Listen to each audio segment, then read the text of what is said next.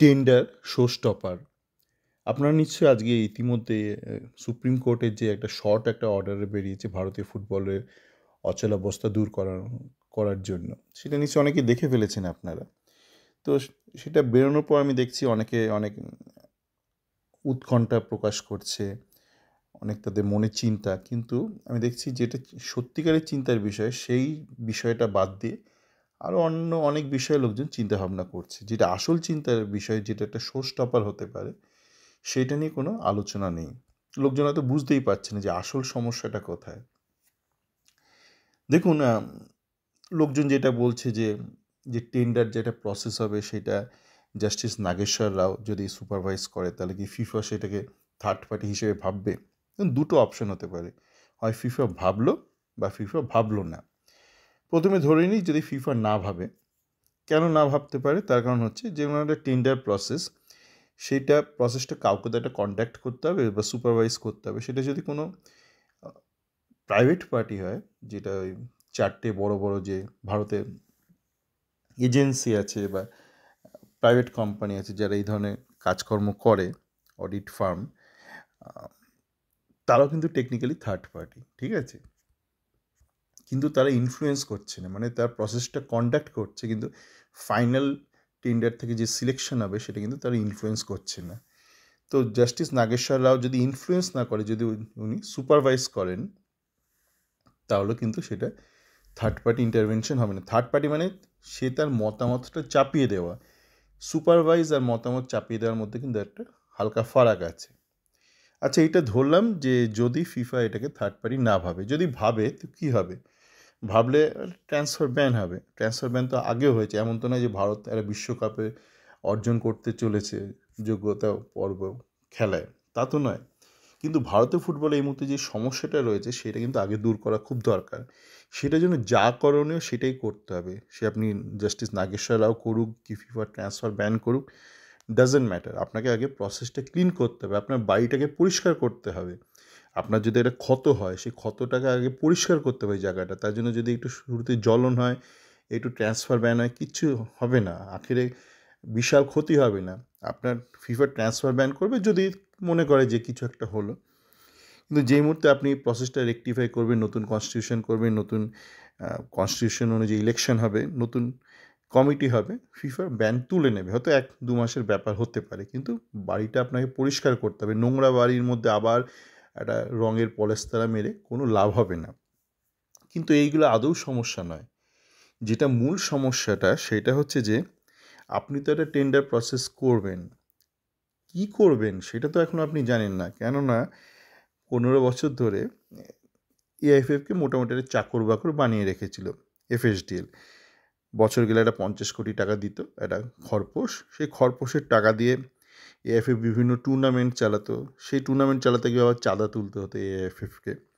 আইএফএর জন্য, মানে আই লিগের জন্য ব্রডকাস্টিংয়ের জন্য টাকা তুলতো। আইডাব্লিউএল এর জন্য এটা ওটা করে কায়দা করে লাইসেন্সিংয়ে ফেল করিয়ে ওটা তাদের অর্থ উপার্জনের উপায় হয়ে গিয়েছিল। এক ওই 50 কোটি টাকা মাসোহারা পেত চাকর বাকর হিসেবে, আর হচ্ছে একে ওকে ফেল করিয়ে দিয়ে লাইসেন্সিং পরীক্ষায় ওখান থেকে বিভিন্ন টাকা তোলা। এই হচ্ছে মোটামুটি আয়ের উৎস ছিল।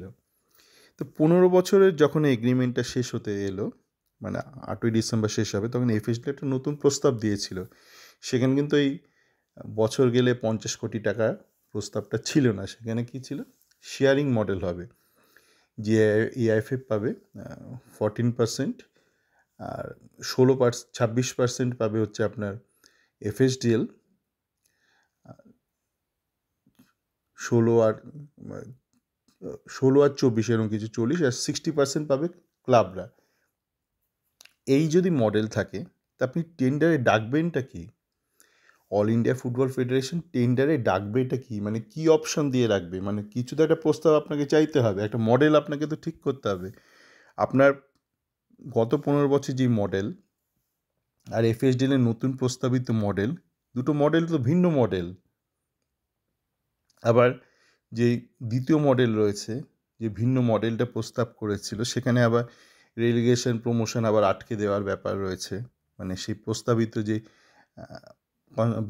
এমআরএটা ছিল, যে ড্রাফট, সেখানে একটা বিস্তর ফারাক রয়েছে। যে তো আপনি ডাকবেনটা কি এআইএফএফ হয়ে? আচ্ছা, আপনি ধরলাম ডাকলেন, ঠিক আছে? নতুন প্রস্তাবিত মডেলই ডাকলেন শেয়ার ভিত্তিতে। তো ধরলাম রাজি হলো, কেউ একটা রাজি হলো 26% শেয়ার কিনতে। এফএসডিএল নিজেই ধরলাম রাজি হলো বা অন্য কেউ রাজি হলো প্রস্তাবে। তারপর তো টাকাটা তুলতে হবে। ধরলাম আইএসএল ক্লাবগুলোও রাজি হলো একটা মডেলে, 60% তারা শেয়ার হোল্ডার।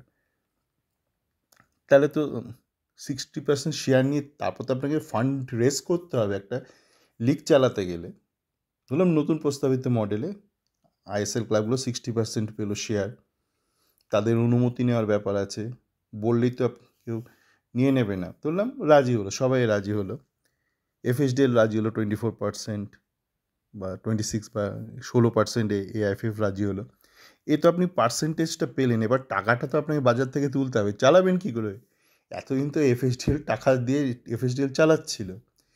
তো নতুন প্রস্তাবিত মডেলে তাহলে যেই জিতুক সেই মডেল বা সেই টেন্ডার, তাকে বাজার থেকে টাকা তুলতে হবে, তাকে আবার টিভি রাইটসের জন্য একটা টেন্ডার করতে হবে বা বিভিন্ন রাইটসের জন্য তাকে টেন্ডারিং করতে হবে, বা কে কীভাবে টাকা তুলবে, কীভাবে টাকা শেয়ার হবে, এই গোটা প্রসেসটা।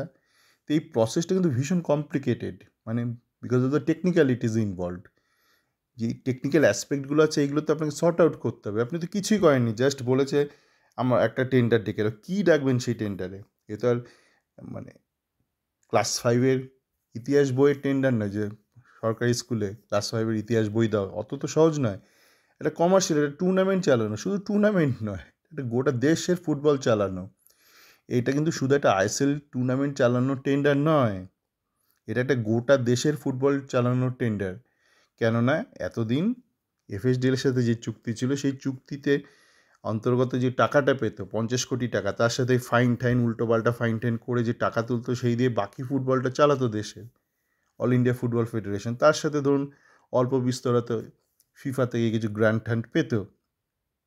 তো এই বিষয়গুলো তো খুব কমপ্লিকেটেড, এইগুলো তো চট করে সমাধান হওয়ার নয়। তো সেই জন্য আপনারা দেখবেন যে এই মুহূর্তে হয়তো বেশ কিছু ক্লাব শাটডাউন থাকবে। আপনারা হয়তো কালকে দেখেছেন যে কেউ হয়তো আবার অর্থ দিতে শুরু করেছে প্লেয়ারদের, কিন্তু সেটা অন্য কারণে, ভিন্ন কারণে। এই নয় যে একটা আকাশ পরিষ্কার হয়ে গেছে, তা নয়। তারা একটা কিছুটা দেখতে পেয়েছে, তাও নয়। এটা হচ্ছে তখন তাদের টার্মিনেশনটা ইলিগাল ছিল, যে কন্ট্রাক্ট টার্মিনেশন, যে সিজন নাকি শুরু হয়নি, দেখি ডুরান্ট কাপ হয়ে গেল, কলকাতা ফুটবল লিগ চলছে, তো সিজন শুরু হয়নি কথাটার মধ্যে একটা মিথ্যাচার রয়েছে। তারা জোর জবরদস্তি কন্ট্রাক্ট বদলে দিয়েছিল, এরকম উল্টোপাল্টা কাজকর্ম করেছিল। সেই জন্যই হয়তো কেউ আবার অর্থ দিতে শুরু করেছে, যাতে করে না তারা লিগ্যাল সমস্যায় পড়ে। তো এই বিষয়টা বলার ছিল যে আপনারা সব ফিফা ব্যান করবে, এই বিষয়গুলো মাথা থেকে দূর করুন, ওইগুলো চিন্তার বিষয় নয়। ব্যান করলে 1 মাস করবে, 2 মাস করবে, ভারতীয় ফুটবল পড়ে যাবে না। কিন্তু ভারতীয় ফুটবল চালাতে গেলে যে মেকানিজম, গোটা প্রক্রিয়া, তার জন্য যে অর্থ দরকার, কে অর্থ লগ্নি করবে? শেয়ারিং মডেলে হবে, হলে শেয়ারিং ঠিক আছে, ইস্ট বেঙ্গল শেয়ার করলো, সবাই শেয়ার করলো, তাকেও তো বাজার থেকে টাকাটা তুলতে হবে। টিভি রাইটসের জন্য তাকে তখন টেন্ডার ফ্লোট করতে হবে, বিভিন্ন রাইটসের জন্য ফ্লোট করতে হবে। কীভাবে হবে লজিস্টিক্যালি, কোথায় কোথায় টুর্নামেন্ট হবে, এই গোটা প্রক্রিয়াটা করতে কিন্তু অনেক সময় লাগবে। তার কারণ এটা কমপ্লিকেটেড, ফাইন্যান্সিয়াল কমপ্লিকেশনস রয়েছে। তো এইটা নিয়ে আপনারা ভাবুন, এইটা নিয়ে না ভেবে ফিফা ওই সব ছেদ বিষয় নিয়ে অত ভাববেন না।